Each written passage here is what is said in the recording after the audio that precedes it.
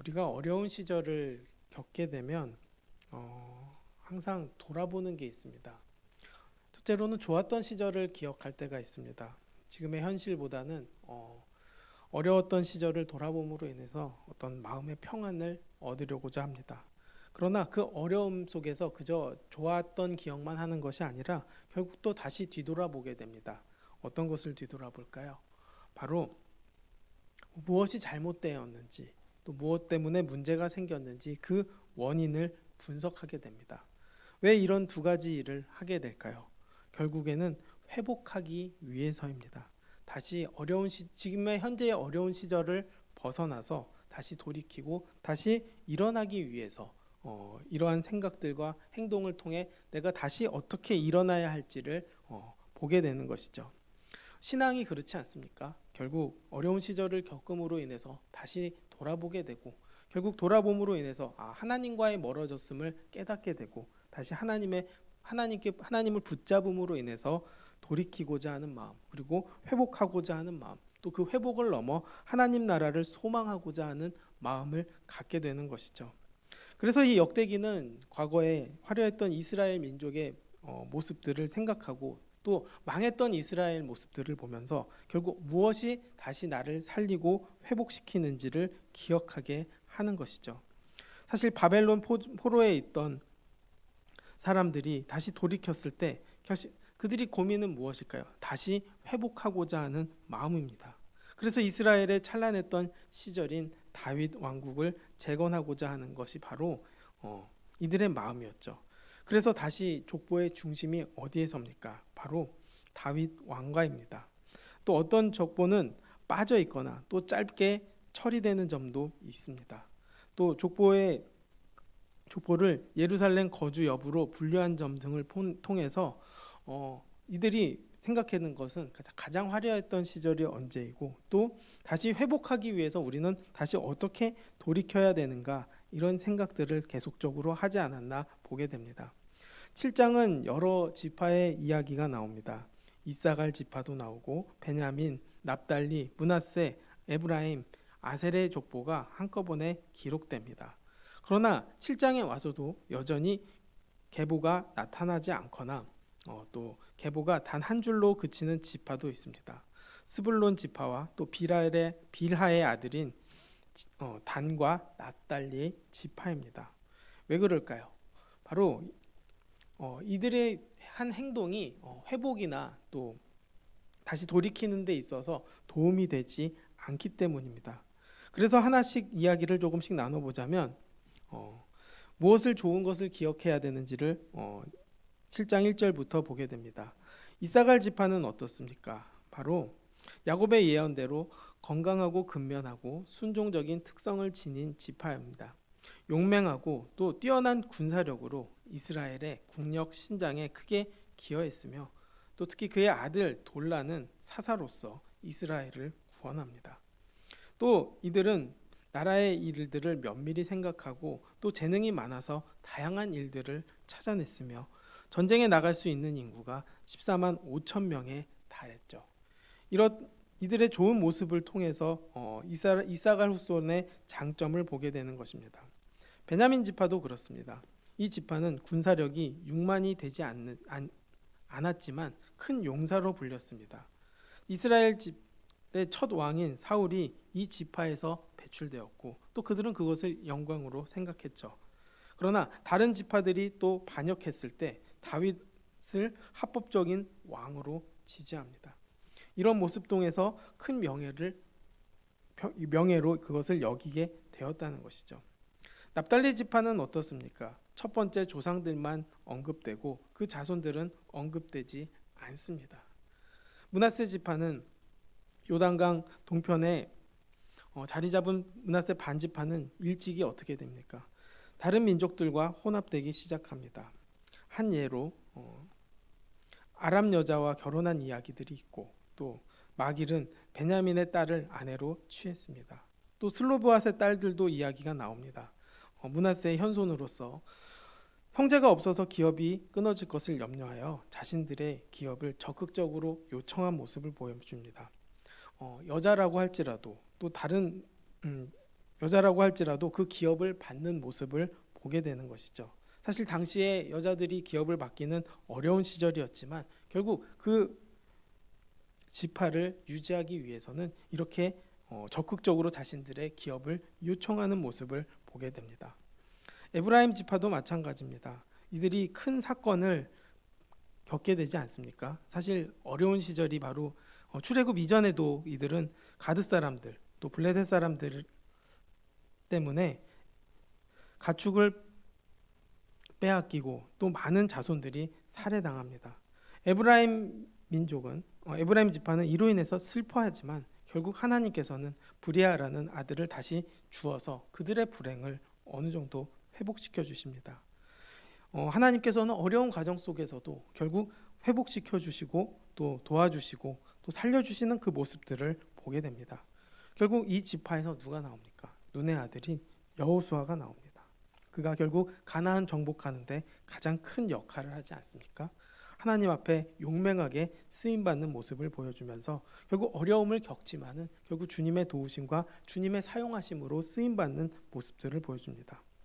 아셀 지파도 마찬가지죠. 이들 역시도 2만 6천 명뿐인 다른 지파에 비해 많지 않은 군사를 갖고 있었지만 그들은 여전히 큰 용사였고 또 방백의 두목들이었습니다. 소수의 출전 가능한 군사들을 가지고 있었지만 그래도 쓰임 받았기 때문에 이것을 지혜로운 일들로 여겨졌다는 것이죠.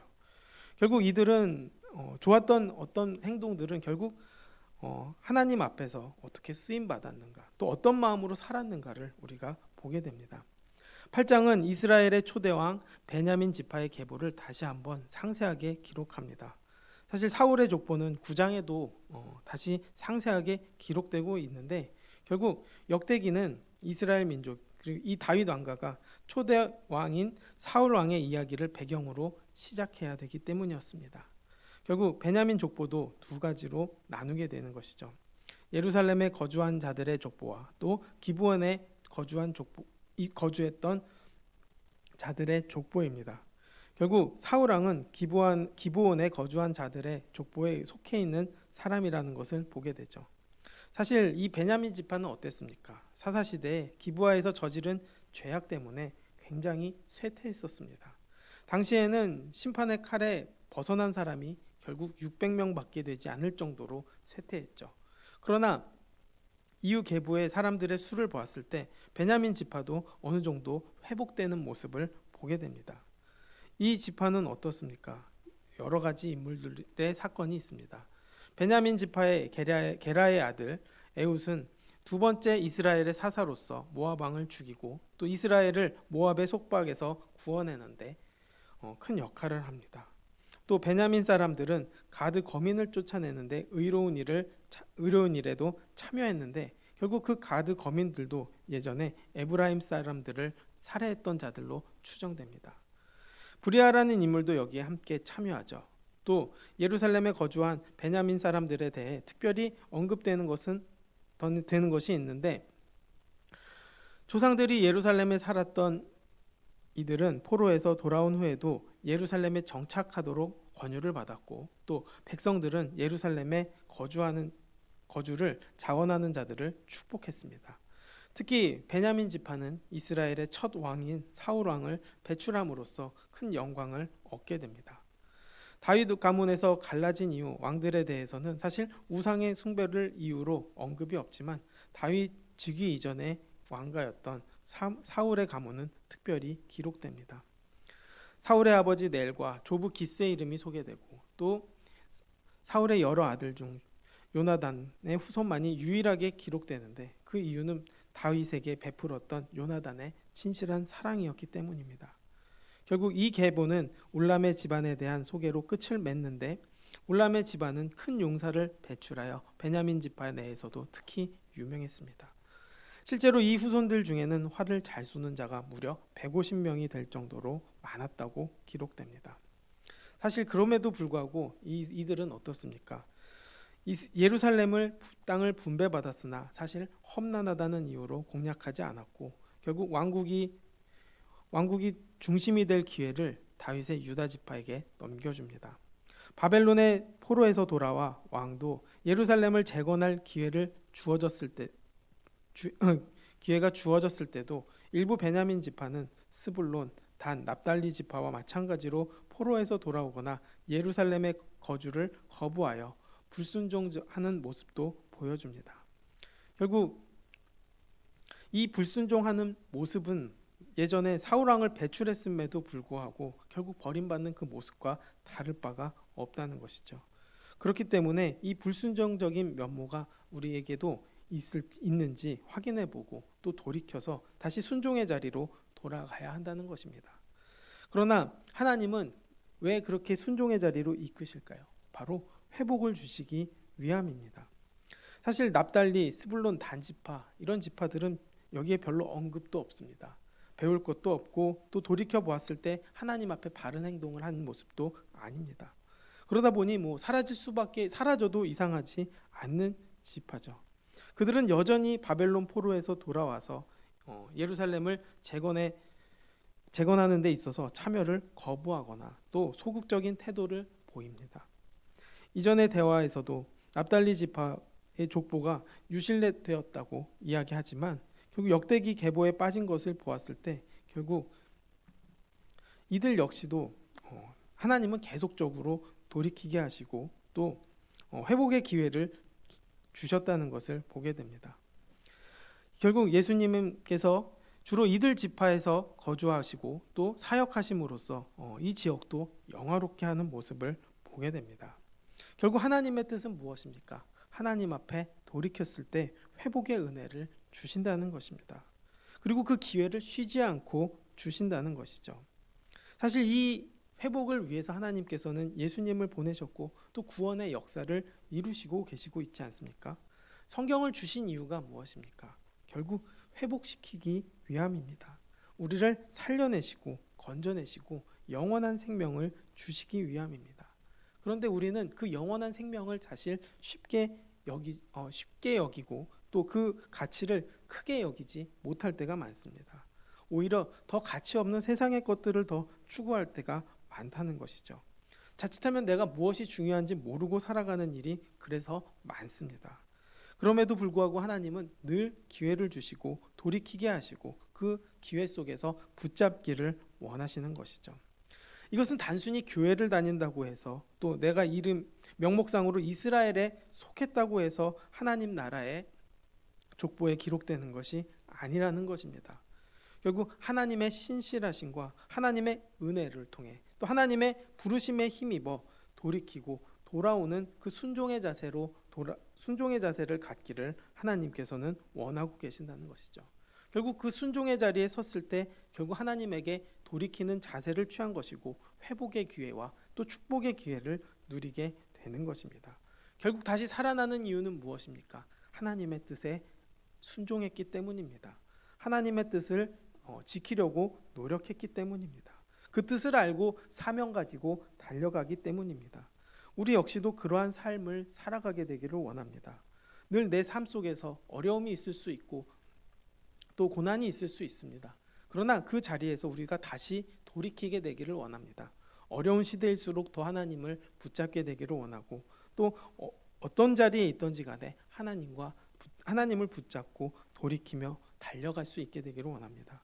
그 자리가 어떤 자리든 하나님과 함께 한다면 그 자리가 축복이라는 것을 믿고 달려가는 자리, 그리고 내가 어디 있든 하나님께 감사하며 나아갈 수 있는 그 자리라면 우리는 충분하다는 것이죠. 그런 사람들이 하나님 나라의 상속자이고 또 생명책에 기록될 사람들이기 때문입니다. 우리는 오늘 하루도 다시 주님을 돌아보게 되기를 원합니다.